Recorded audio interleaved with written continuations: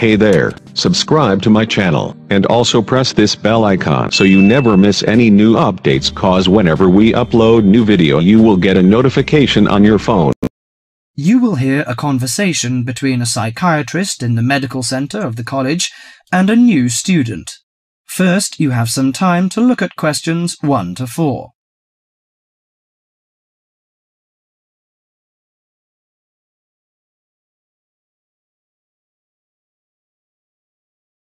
Now listen carefully to the conversation and answer questions 1 to 4. Hello, sit down, please. Thank you. Now, you are a new patient, aren't you? Yes, that's right. Okay, so I'd better get some basic details down first. Right, we'll start with your name. Martin Hansen. Do you spell that S-O-N or S-E-N? Hansen. Okay, and you're a first-year student? Yes, I am.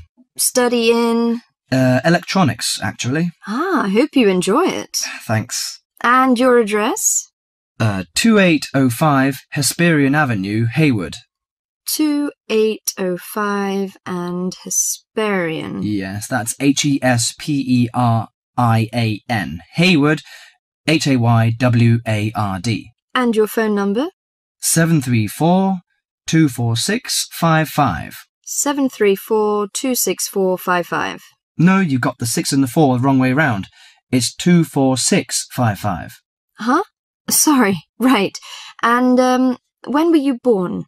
The 15th of June, 1986. Here in New Zealand? No, I was born in Sydney.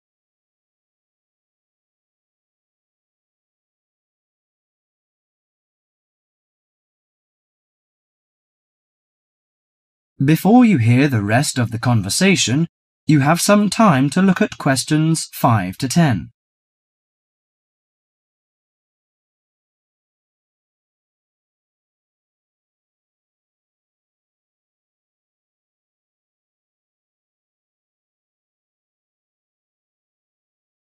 Now listen to the conversation and answer questions 5 to 10. Good. So, what's your problem? Well, frankly, I wonder whether it is a problem. I get the blues, and it lasts for quite a while. I don't know how to... Yes, we all feel sad or get the blues now and again.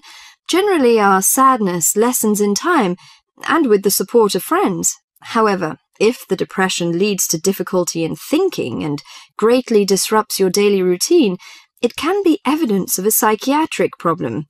What do you feel exactly? I always feel sad and worthless. I find it hard to fall asleep and wake up early in the morning. How long has it lasted? Nearly half a month. Do you feel fatigue or loss of energy? Or you may have lost interest or pleasure in usual activities? Yes, sometimes.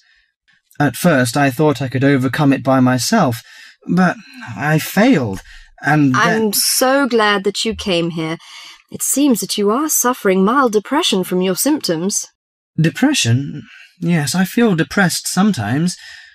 But why would I... Depression may occur as a result of biochemical changes in the body. Alcohol, amphetamines, cocaine, and LSD can bring on depression. Those who have a family history of depression usually have a greater risk of depression. Sometimes the worrying changes in life can lead to depression. I see.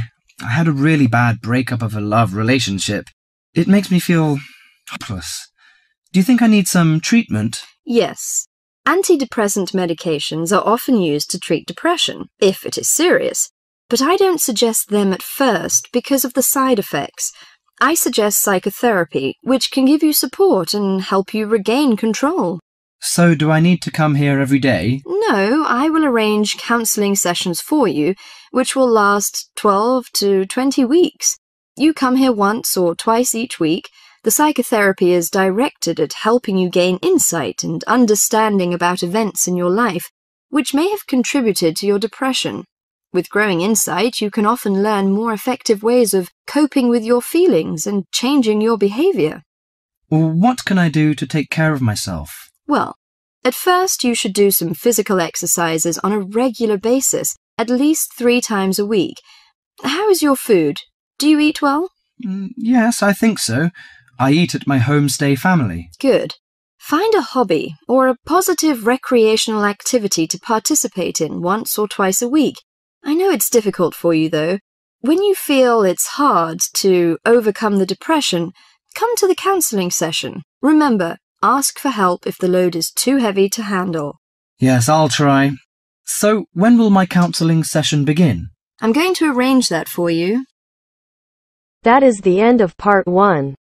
You now have half a minute to check your answers.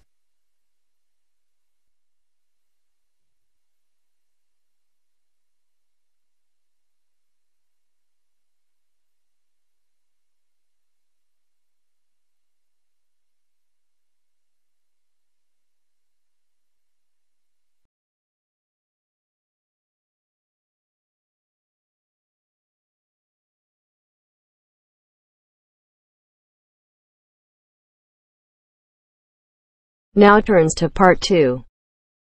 Part 2. You are going to hear a conversation between a student and a driving instructor. First, look at questions 11 to 14.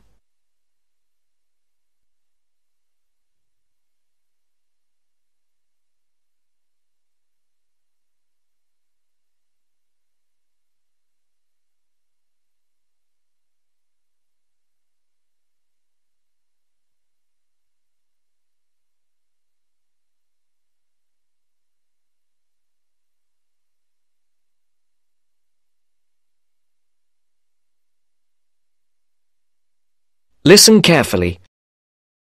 Hello, I'm going to be your driving instructor today. Are you ready to begin? Hi, hope you don't mind. It's my first time driving a car. Of course not. That's my job. I teach people like you how to become a safe and responsible driver. So let's begin. Remember, the most important rule of driving: safety first. There are some steps to follow. First, you should put on your seatbelt. You should always remember to do that.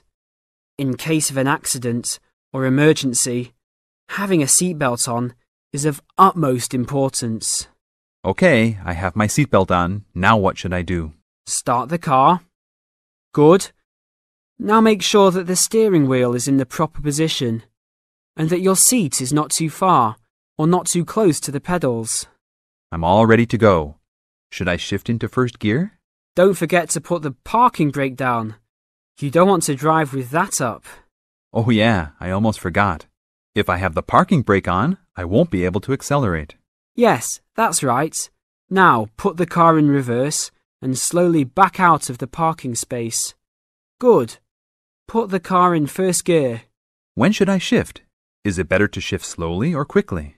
You can shift whenever you feel is appropriate. This means shifting should occur smoothly.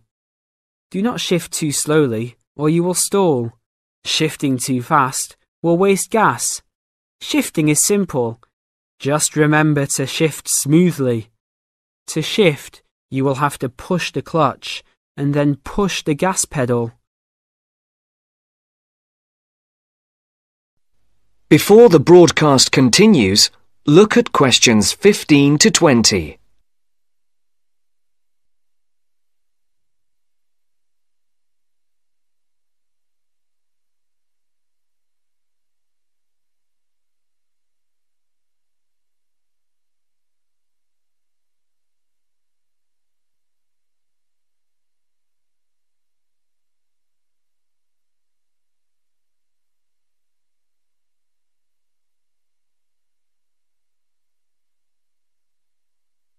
You will now listen to the second part of the talk.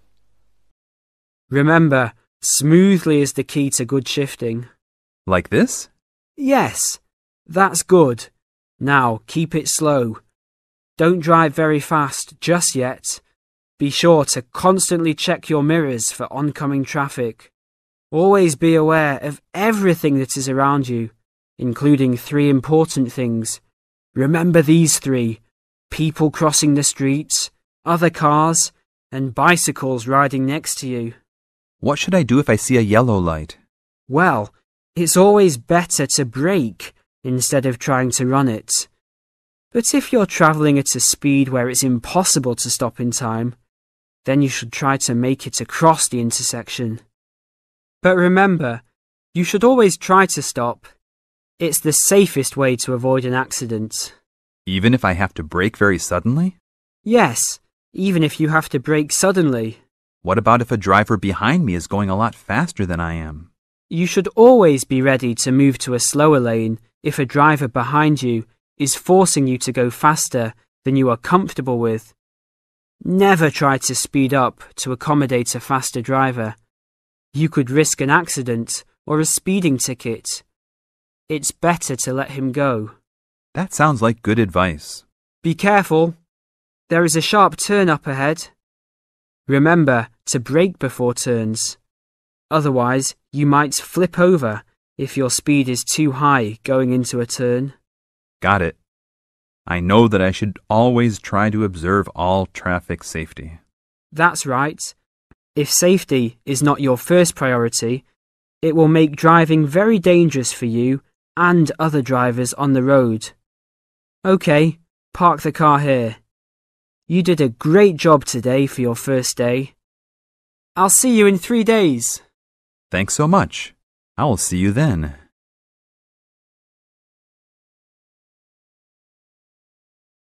That is the end of part 2. You now have half a minute to check your answers.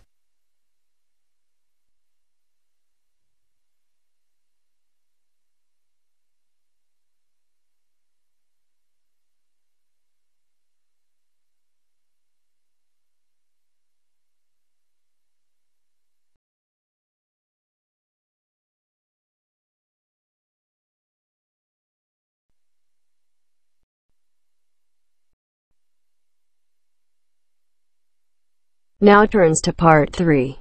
Part 3. You will now hear a radio talk on agricultural regulations. First, you have some time to look at questions 21 to 25.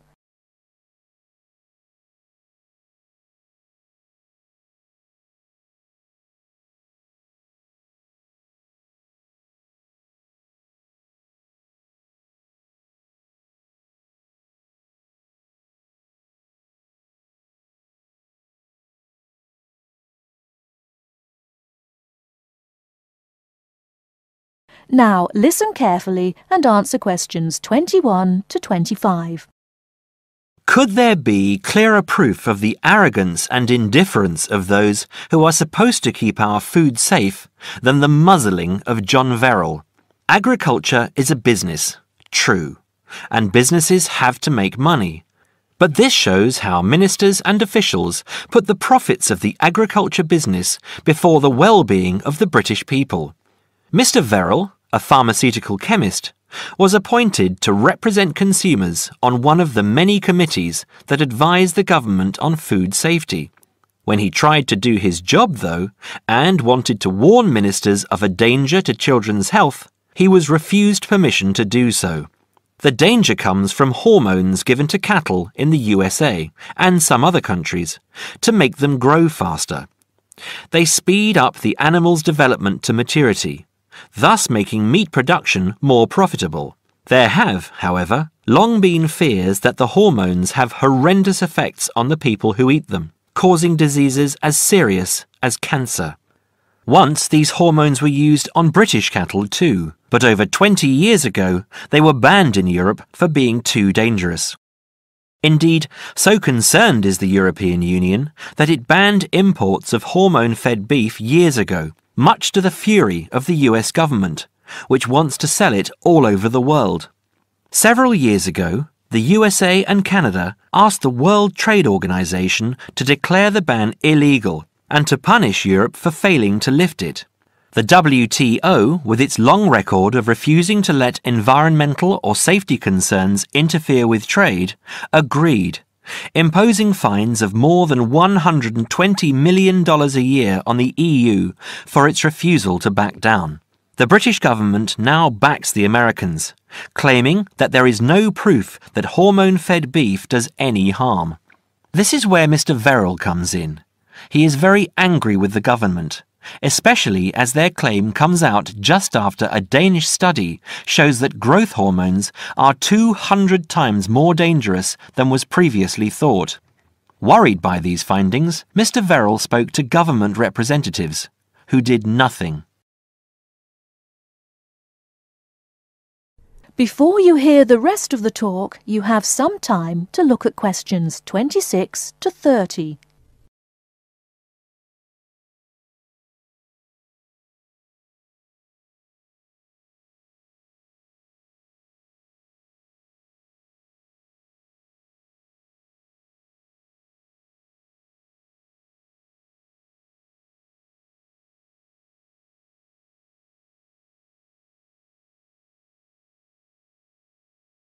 Now listen and answer questions 26 to 30. Not only that, but they have not been testing beef which is imported, which, by law, they are required to do. This directly affects the British public, as about 40% of the beef British people eat comes from abroad, supposedly from countries like Brazil, which does not allow the use of growth hormones. Brazilian beef is stocked by some British supermarkets and widely used in catering. Yet, when a Brazilian farm was recently visited by EU inspectors, a large stockpile of this banned substance was found. This is not the first food scandal we have had in our country. Take the present concern over a well-known chocolate company. Several months ago, the company found out that its sweets were contaminated with a rare form of salmonella, but they did nothing about it, leaving their sweets in the shops to be bought by the unsuspecting public. It was not until 5 months later, when several children had suffered food poisoning, that the chocolate bars were removed from the shelves. It makes you wonder how many other dangerous foods have been allowed onto our plates. That is the end of part 3. You now have half a minute to check your answers.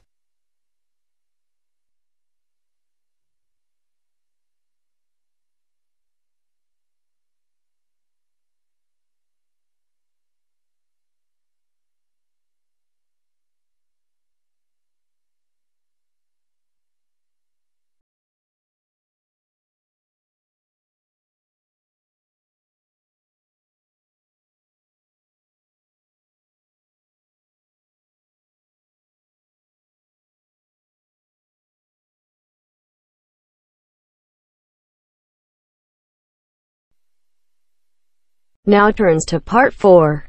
Part 4. You're going to listen to a talk about tea in the UK. First, you have some time to look at questions 31 to 40.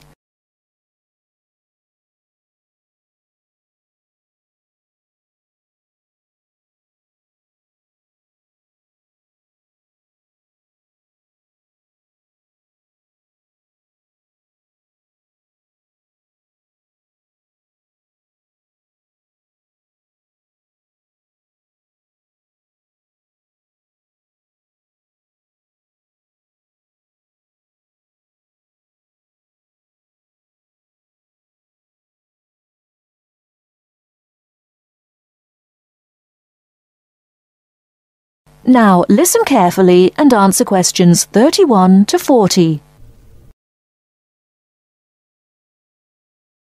During the 1930s, there was a popular song which had the title, "Everything Stops for Tea," and to millions of British people, a restful cuppa is still an ideal way to relax for a few minutes from the rigours of the day. The English custom of drinking tea has its roots in the 17th and 18th centuries. When first imported to Britain, the exotic cha, or cha, as the Chinese tea was variously called, was considered a man's drink to be enjoyed with colleagues at London coffee shops. These were popular meeting places for many walks of life: politicians, lawyers, poets, actors, and writers. Many London clubs began in this manner, and the famous Lloyd's Insurance underwriters started out as Lloyd's Coffee House. In 1706, the first coffee house that offered tea was Tom's Coffee House, owned by Thomas Twining. He realized that he needed to introduce an added attraction to compete with the many other coffee houses in London, and tea was rare, exotic, and extremely expensive. With these credentials, tea became an exclusive drink and enabled Twining to open a tea shop under the sign of the Golden Lion in the Strand. By the 18th century, the ladies of the more affluent classes were going China mad, using tea as an excuse for displaying their extravagant purchases of Chinese porcelain and Dresden tea sets. A comprehensive tea tray would consist of a teapot and stand, teacups and saucers, sugar bowl, milk jug, and basin for discarded tea and tea leaves. Tea was still expensive and kept in locked tea caddies.